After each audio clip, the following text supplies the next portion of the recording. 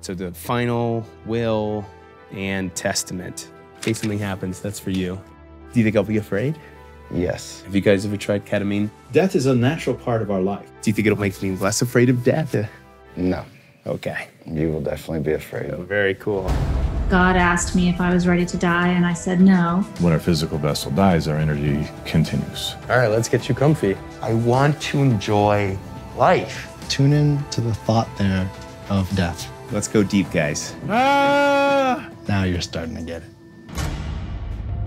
Are doomsday preppers right? The brink of a worldwide fertility crisis have been appearing. Gun taxes could plague California. As clickbait headlines warp our view of the world, I'm spiraling down the rabbit hole looking for the truth. On this episode, death.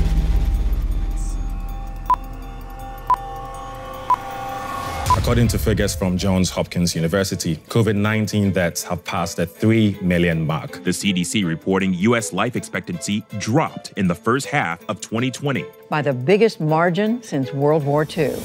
Death is on the news a lot these days. My fear of death has only gotten worse during the pandemic. But even before then, I was pretty risk-averse. I took extra steps to avoid anything dangerous, otherwise I would become overwhelmed with anxiety of death. While I'm currently unable to communicate with the dead, I did read about near-death experiences, or NDEs, and questioned what these close brushes with mortality reveal about death itself. I started talking to people who had experienced NDEs to see what it's like to be on death's doorstep.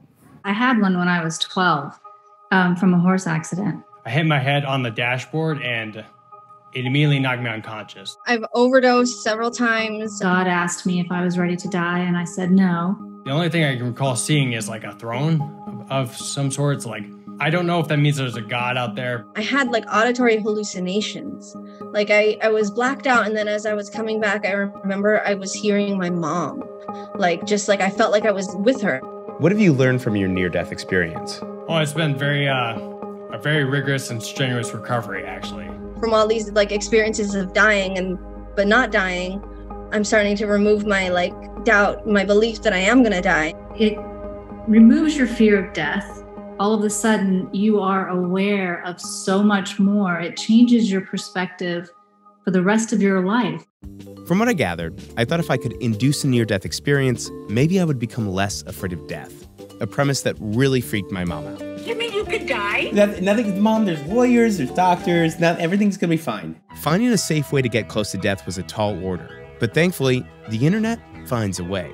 An article from Gizmodo, aptly titled, How to Have a Near-Death Experience, listed several ridiculous methods, like convincing a doctor to give you standstill surgery or self-asphyxiation, before recommending a specific drug. Ketamine. A drug with dissociative properties that might help me detach from my body. As I wrangled with lawyers and doctors about a legal way to take ketamine, I first wanted to visualize an NDE. NDEs can take on many forms, from a feeling of peace, to visions of bright lights, to out-of-body experiences. So I called upon my colleague Holly to help me figure out a way to show an NDE on camera.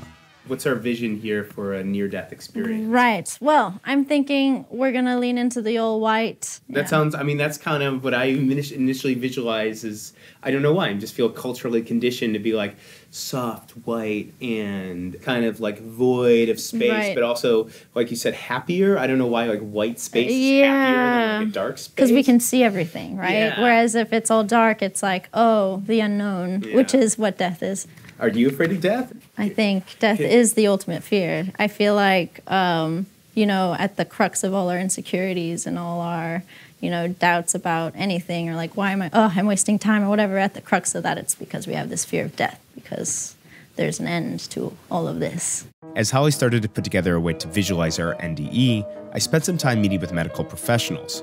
I'm in a risky situation. Like, I think about, there are still things that I feel like I'm here in my physical body to still do on this planet, and I'm not ready to do that yet. So that, I think, gives me a little bit of anxiety. And I was approved for ketamine-assisted therapy at Field Trip Health in New York City. How does the medicine of ketamine, what does that do to my brain that works so well in tandem with this kind of therapy? One of the examples that I like to use is this idea of like gears in a car, where we tell ourselves this story about ourselves and we go about our lives. Certain things trigger us in certain ways. And the more we do that, the more that becomes part of who we are. Zeke is someone who does this in the morning. Zeke doesn't like that. Zeke likes that. And the more we do that, the more we just become connected. And that's the idea of like this gear. It gets locked in. And then all of a sudden we realize, oh, these things don't work for me the way that I want them to. But now we're stuck and we can't get out of it. And ketamine is really good. It's like the clutch pedal for that. And all of a sudden it goes, whoop, and it allows you to separate a little bit, sometimes a lot. Have you thought about how you want this session to look like and what you want to bring into it? I actually was pretty carefree at the start of the pandemic. There was no pressure to do anything because you couldn't do anything. And I think I started to think about, you know, having a smaller box, of the sandbox to play in, and I actually found that to be somewhat comforting. Is that a visual that you can tap into right now? Sure. If you close your eyes and you think about that sandbox. Yeah. It's like, okay, there are all these other things happening outside. But right now I'm in the sandbox and I can just be here, I can play, I can do what I need to do. My life sandbox. So that's the anchor for this session. Cool, okay. If there's any tension, just breathe into it. Maybe a little bit softer. Okay, good. What about this, the microphone? Microphone's pretty good. Awesome.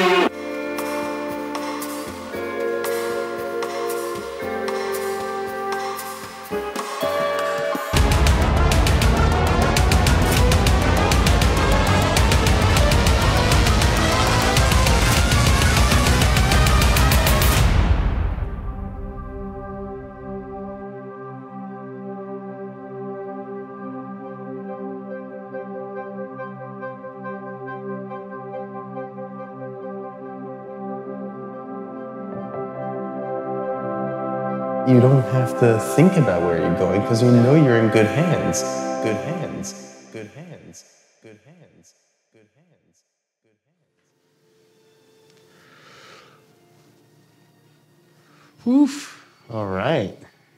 First of all, I do want to say that the motif of the sandbox came back to several times. It would be floating, floating, floating, and then I would end up at the sandbox, and I'd be like, oh, the sandbox, that's right, that's right. I definitely floated. I was floaty. You're floaty. Floaty. Floaty is like the whole, like that, I think sums up the whole thing.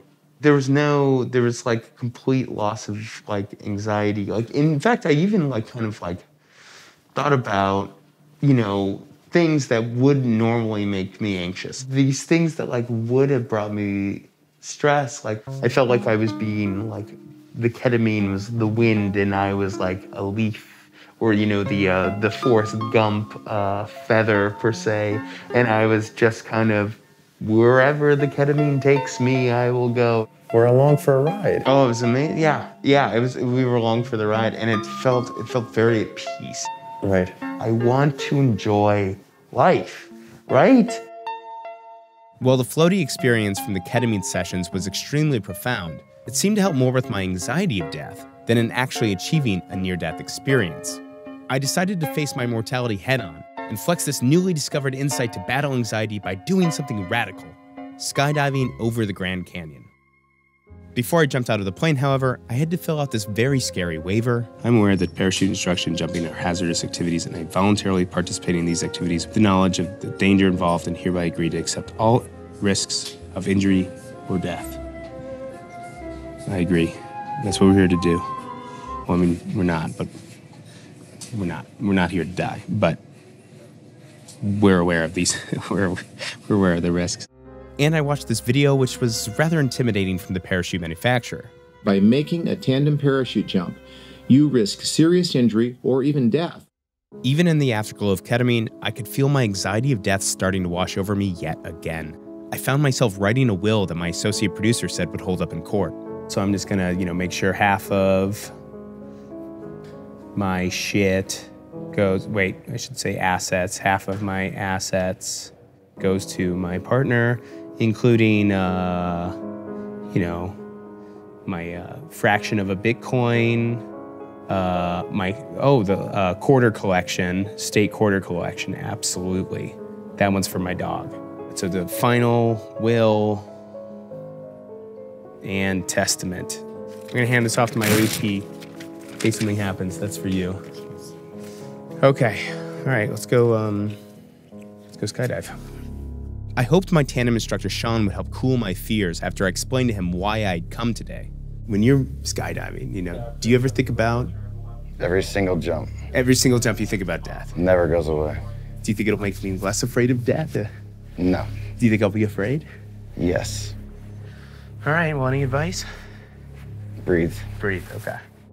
As Sean and I suited up, I felt an inner monologue of anxious thoughts rattle through my head. How old are these straps? Where's the parachute? Where's the plane? Does this suit look good on me? Should I have called my parents to tell them I love them? Hopefully there's a thorough skydiving lesson here. Keep the feet back and keep your head back the entire free fall. Remember to breathe. Okay. Ready?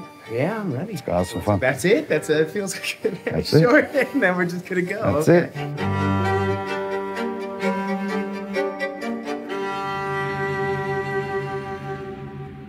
As we flew to 10,000 feet above the Grand Canyon, my running monologue had only gotten worse. What if the chute doesn't open? Is Sean actually strapped to me? What if the propeller breaks? This is taking forever. When can I jump out of the plane? How am I supposed to get down from here? What happens if the plane starts to go down? Is it possible to die from a panic attack induced by a fear of death? Who owns the airspace over the Grand Canyon? Who pulls the cord? Am I supposed to pull the cord? Does he pull the cord? Is there a cord? Where's the cord? Where's the cord, man?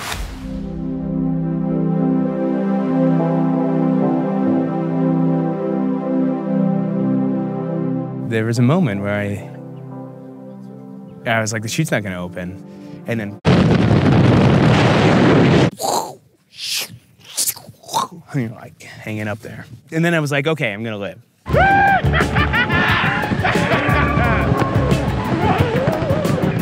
I feel like there should be an easier way to have a near-death experience besides paying a bunch of money to jump out of an airplane, but I guess I'll figure that out.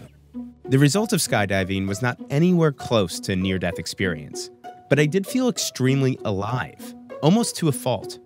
I wondered if there was a way to habitually practice the conditions close to near-death experiences without drugs or airplanes that would help me keep my fears above water more consistently. I started looking around the internet and stumbled upon an Instagram post from the Monroe Institute that offered a near-death experience retreat. The Institute offers classes that use sound technology to create the conditions to alter states of consciousness. Mind consciousness deserves broad scientific treatment. I wanted to know what near-death experiences had to do with consciousness, so I reached out to Stephen Nikwisang. How are near-death experiences connected to out-of-body experiences? The way we look at it is the out-of-body experience is actually really a spectrum of experiences. It's really about non-physical experiences, about expanding your consciousness beyond this physical world. Along with that range of experience is the near-death experience, where you have that separation of your physical body. But in that whole spectrum of experiences, we include things like remote viewing and lucid dreaming. It's just all about expanding your consciousness. Death is a natural part of our life. And after you've gone out of body so many times, you just get to the realization, hey, I exist beyond my physical body. So honestly, I can tell you, I do not have a fear of dying. Although I was unable to attend a class with the Monroe Institute because of scheduling, I was inspired to look elsewhere for guidance on how to achieve an out-of-body experience. After cold emailing a number of people around the country, Sedona Mystical Tours in Arizona wrote back about a sort of vortex energy and occurrences of out-of-body experiences. It sounded promising.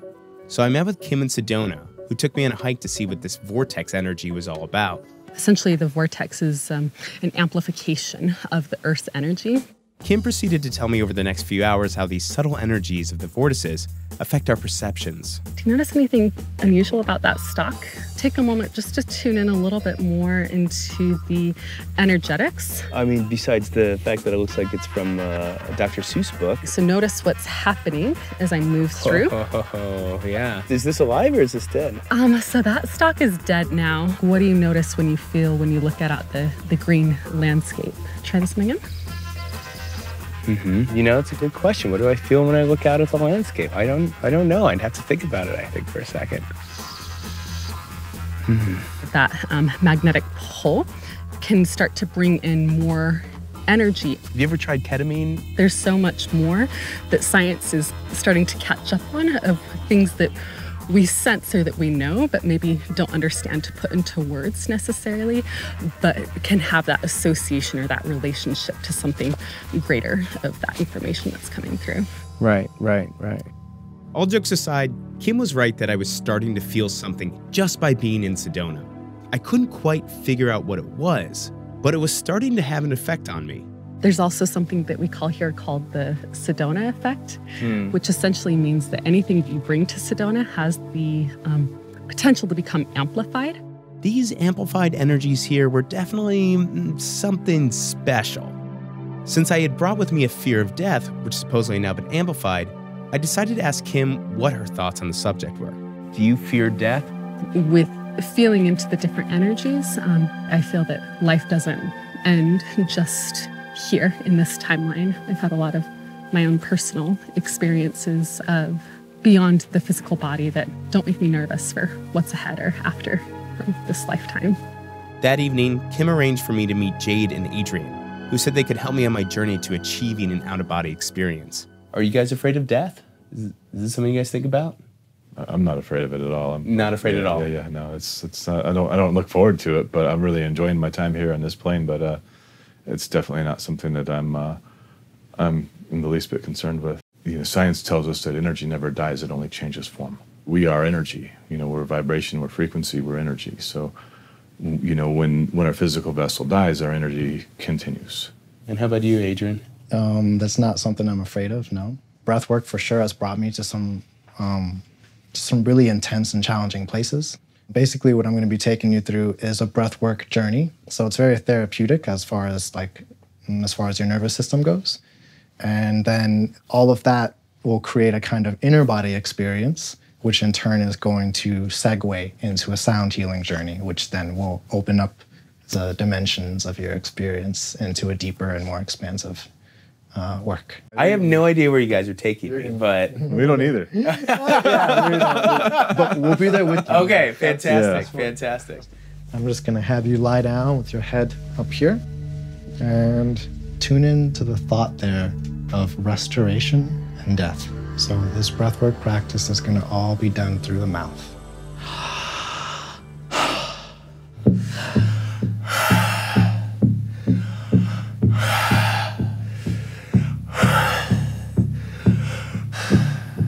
So breath is life. We want to take full breaths, not short breaths. We want to take in life fully and deeply. There you go. If there's sound that wants to come out, it can a lot of times.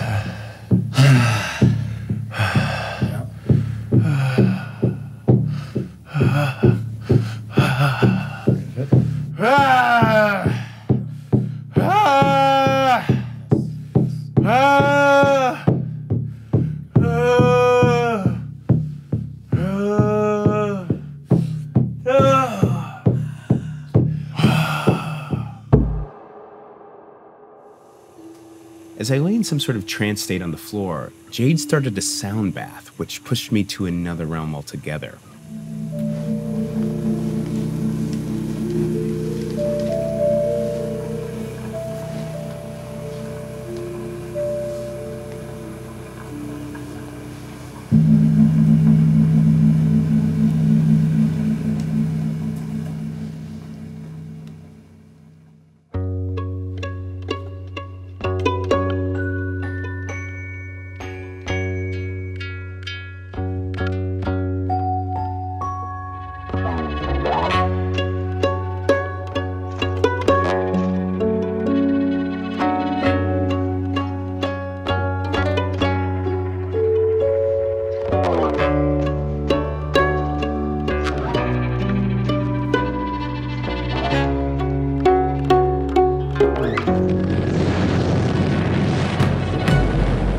asked me if I was ready to die, and I said no. Right now I'm in the sandbox and I can just be here, I can play, I can do what I need to do. Honestly, I can tell you, I do not have a fear of dying. I exist beyond my physical body.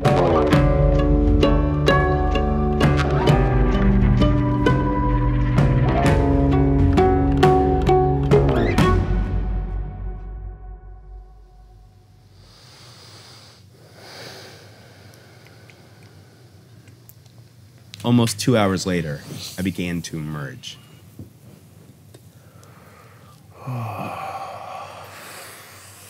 You guys fuck. You guys fuck. That was... I don't know what that was. That was... Oh, man.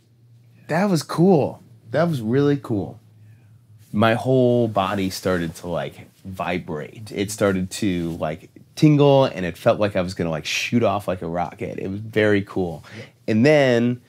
So then he put me over, and I just felt like...